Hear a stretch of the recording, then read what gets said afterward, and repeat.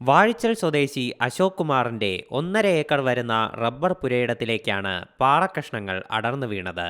ചാറ്റൽ മഴയെ തുടർന്നാണ് റവന്യൂ ഭൂമിയിൽ നിന്ന് കൂറ്റൻ പാറകൾ താഴേക്ക് പതിച്ചത്. 50-ലധികം റബ്ബർ മരങ്ങൾ ഇതോടുകൂടി നശിച്ചു. ഈ മരങ്ങളിൽ തങ്ങി നിന്നത് കാരണമാണ് വീടുകൾ തകരാതെ തലനാരിഴയ്ക്ക് രക്ഷപ്പെട്ടത്.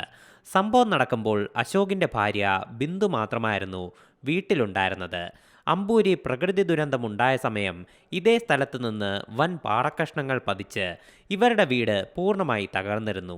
അന്ന് സർക്കാരിൽ നിന്ന് വേണ്ട ധനസഹായം ഉണ്ടാകാത്തത് കാരണം വളരെ കഷ്ടപ്പെട്ടാണ് പുതിയ വീട് നിർമ്മിച്ചതെന്ന് ബിന്ദു പറയുന്നു.